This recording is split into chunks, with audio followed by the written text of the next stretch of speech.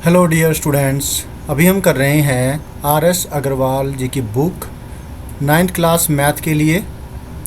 और ये है chapter number 3 factorisation of polynomials. Exercise है 3C, क्वेश्चन नंबर 56, जिसमें हमें करना है फैक्टराइजेशन। ये एक पॉलिनोमियल है क्वाड्रेटिक, जिसे हमें सॉल्व करना है, जिसके डिनोमिनेटर में 1 नहीं है। तो पहला काम हमारा होगा कि हम डिनोमिनेटर 1 करेंगे, तो समथिंग हमें कॉमन निकालना पड़ेगा। उससे पहले हमें एलसीएम लेकर के इसके डिनोमिनेटर में भी 3 लेकर के आना है, जो कि यहाँ पर अभी 1 है। तो 3 3 1 का जो एलसीएम है वो 3 होगा। तो यहाँ 3 लाने के लिए ऊपर नीचे 3 से मल्टीप्लाई करेंगे। तो ये सारा प्रोसेस किस प्रकार से करना है आपने, वो चलिए देखते हैं, समझते हैं। Let us do the solution. आपको करना ये है कि जब आप सॉल्यूशन करने जा रहे हैं तो क्वेश्चन दोबारा से लिखेंगे, ठीक है।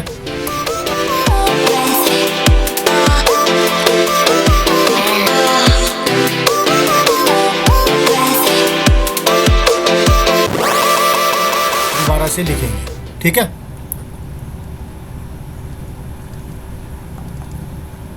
Two by 3 x square minus 17/3 x minus का 28। तो डेनोमिनेटर में अभी इसके 1 है। अब डेनोमिनेटर में 3 लाने के लिए, जो कि यहाँ पर 3 3 है, वो करने के लिए हमें इसे ऊपर नीचे 3 से मल्टीप्लाई करना है, ठीक है। आपको मिलता है 2/3 एक्स स्क्वेयर माइनस 17 मतलब मैं सभी के अंदर से एक बार 3 कॉमन ही ले लेता हूँ, तो एक स्टेप कम हो जाएगा। 1/3 मैंने कॉमन ले लिया, तो इधर से और इधर से जो 3 है वो कॉमन ले लिया गया, बाहर आ गया।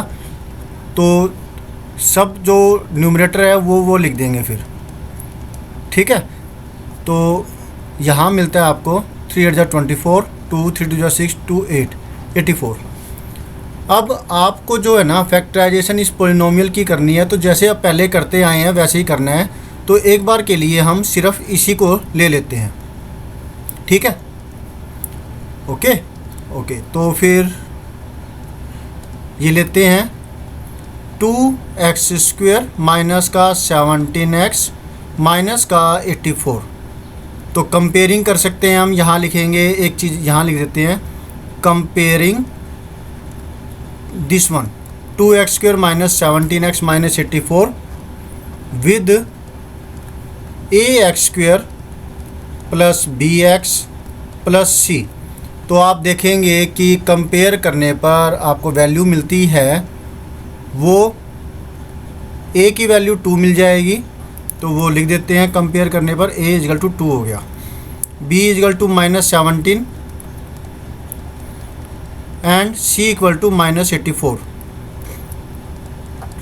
ओके, अब a और c की वैल्यू मिल चुकी है, आपको ac निकालना है। ac इक्वल टू 2 मल्टीप्लाई में माइनस का 84। 2 यहाँ से आ गया a की वैल्यू, और c की वैल्यू जो है ये यहाँ पर लिख दी। ac की वैल्यू हमें मिल जाएगी। ओके, ac की वैल्यू हमें मिली माइनस की 2 4 जार 8, 2 8 जार 16। नेगेटिव है, इसका मतलब हमें करना है सब्ट्रैक्शन, और हमें मिलना चाहिए सब्ट्रैक्शन करने पर b इक्वल टू माइनस 17, ये वैल्यू मिलनी चाहिए। तो 168 की फैक्टराइजेशन करनी है इस प्रकार से, और मल्टीप्लाई करने पर आपको ac की वैल्यू माइनस 168 मिलनी चाहिए। फैक्टराइजेशन करनी स्टार्ट करते हैं फिर। तो जब फैक्टराइजेशन मतलब फैक्टर्स बनाएंगे, 168 के 2 फैक्टर्स हम निकालेंगे इस प्रकार से, जो ऊपर कंडीशन दे रखी है ये फुलफिल होती हो। ओके, तो आप देखेंगे पहला हम 1 से स्टार्ट करेंगे। 1 से हम इसको डिवाइड करेंगे, 168 ही मिलता है। साइन के बारे में बाद में बात करेंगे। अब नेक्स्ट है 2 से मल्टीप्लाई करने पर 2 8 जा 16। इसको 168 को हम 2 से डिवाइड करेंगे, जो वैल्यू आएगी वो यहाँ पर लिख देंगे 84। Is that clear? तो याद रहे, अभी तो फिलहाल जो भी केस आ रहे हैं उसके अंदर राइट हैंड साइड में बड़ी वैल्यू, तो बड़ी वैल्यू का निशान हमें रखना है वो जो कि b का है, और दूसरी जो छोटी वैल्यू है उसका डिफरेंट मतलब प्लस का, यहाँ पर नेगेटिव आएगा और ये प्लस की होगी। ठीक है। फ़िलहाल अगर यहाँ पर बड़ी वैल्यू आ जाती है, अभी तो बड़ी वैल्यू है, छोटी वैल्यू आ जाती है तब देखेंगे। मुझे लगता है उससे पहले हमारा सोल्यूशन निकल जाएगा। ठीक है, तो यहाँ पर नेगेटिव ये और ये पॉजिटिव लेंगे। 2 के बाद नेक्स्ट जो है ये 3 से डिविजिबल है। क्यों? क्योंकि तीनों डिजिट्स को 1, 6 और 8 को प्लस करने पर आपको मिलता है 15। 15 3 से डिविजिबल है, तो ये जो नंबर है 168 ये भी 3 से डिविजिबल होगा। 3 से 168 को डिवाइड करने में आपको मिलता है 3 5 जा 15, 3 6 जा 18। दोनों को सब्ट्रैक्शन करने पर देखिए यहाँ पर जो है ना, आप देखेंगे कि मल्टीप्लाई करने पर तो 168 मिल रहा है, सब्ट्रैक्शन करने पर 167 मिल रहा है दोनों को आपस में, तो ये काम का नहीं है। इस वाले केस में भी मल्टीप्लाई करके तो मिल रहा है 168, लेकिन सब्ट्रैक्शन करने पर 82 मिल रहा है, काम का नहीं है। तो यहाँ पर भी लेकिन सब्ट्रैक्शन करने पर 53 मिल रहा है, 56 में से 3 को, इसी तरह 84 में से 2 को माइनस करने पर आपको मिलता है ये 82, राइट। तो ये भी हमारे काम का नहीं है। फिर तो अब आगे बढ़ते हैं। 4 से ये डिविजिबल है, 4 से करें तो 168 को डिवाइड करने पर, क्योंकि लास्ट के 2 डिजिट 4 से डिविजिबल है, तो 4 4 जा 16, 4 2 जा 8।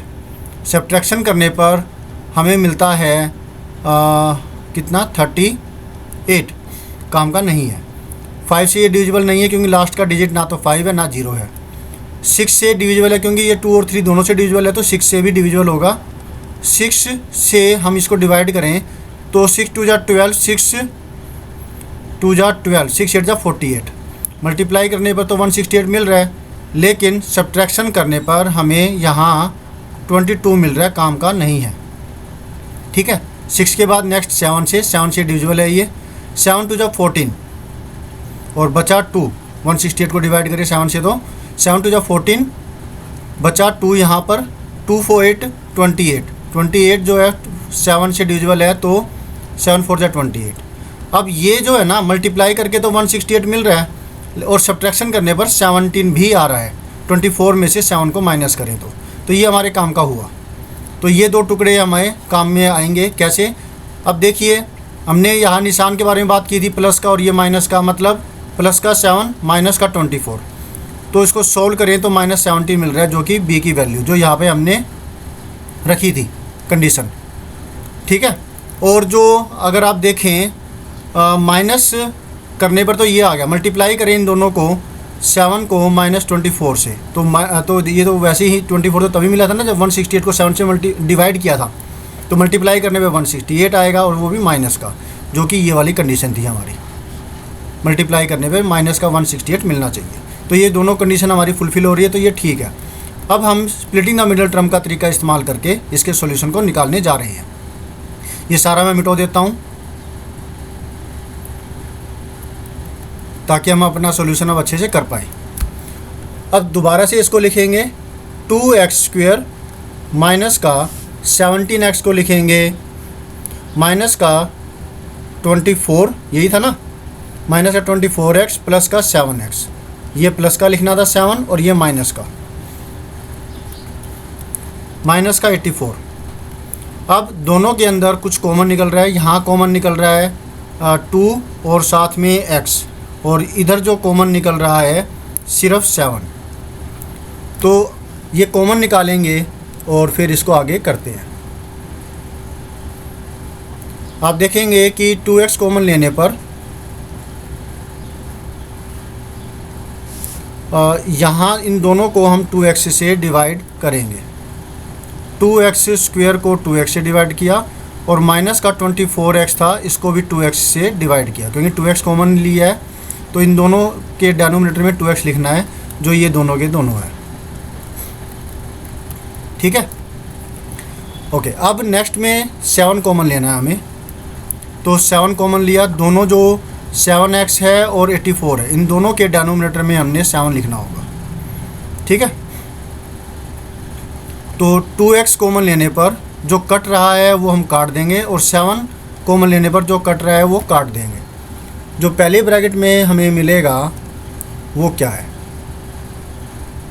देखेंगे। 2 से ये 2 कट गया, x² से ये मतलब x² से x कट गया, तो आपको मिलता है सिर्फ यहाँ पर x।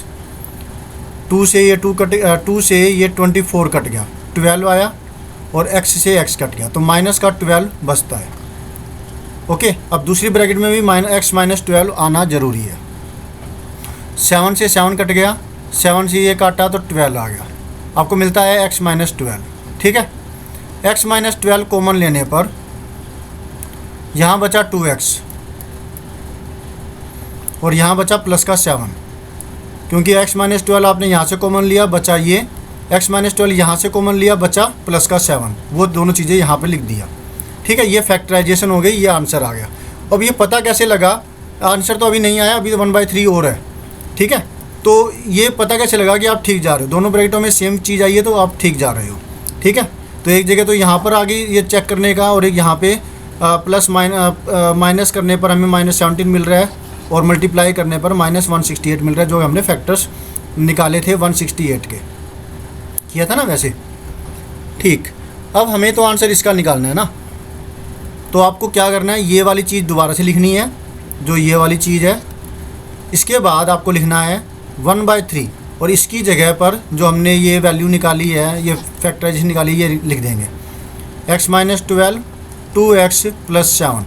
अब टीचर से कई बार कह देते हैं कि भाई आपको 1/3 बाहर नहीं निकालना, वैसे कहते तो नहीं है, अगर क्योंकि पीछे आंसर इसी प्रकार से दे रखा है तो कई बार कह देते हैं चलो आप इसको जो ना अंदर ही कर दो, तो आप 1/3 को इन दोनों से मल्टीप्लाई करेंगे तो आपको क्या मिलता है, वो चीज़ आपका आंसर हो जाएगा। तो पहले केस में x/3, इसके नीचे डिवाइड में 3 आ गया, क्योंकि डेनोमिनेटर में 3 है ना, और यहाँ -12/3 है, तो जब इसको सॉल्व करते हैं तो आपको माइनस का 4 मिल जाएगा। ठीक है, तो ये आपका आंसर हो जाता है। और आंसर में पीछे ये भी हो सकता है कि इसको जो ना 1/3 को इससे मल्टीप्लाई ना करके, इस ब्रैकेट से मल्टीप्लाई ना करके इसको इससे मल्टीप्लाई कर रखा हो, तो यहाँ पर 2 ये चीज़ मिल जाती और इसकी जगह यही मिलती। ठीक है, तो अभी फ़िलहाल हमने इसको इस प्रकार से लिखा है, ये आपका आंसर हो जाता है। होप सो आपको अच्छे से समझ में आ गया होगा। फिर भी अगर कोई डाउट रह जाए तो आप प्लीज़ कमेंट कीजिएगा, मैं आपकी प्रॉब्लम को सॉर्ट आउट करने की पूरी कोशिश करूँगा। अभी आपको करना है वीडियो को लाइक, क्योंकि ये डेफिनेटली आपको पसंद आया होगा, क्योंकि आपके लिए फ़ायदेमंद है। आपने अब तक चैनल को सब्सक्राइब नहीं किया तो प्लीज़ सब्सक्राइब कर लीजिए, शेयर कीजिए अपने दोस्तों के साथ ताकि वो भी इससे फ़ायदा ले सके।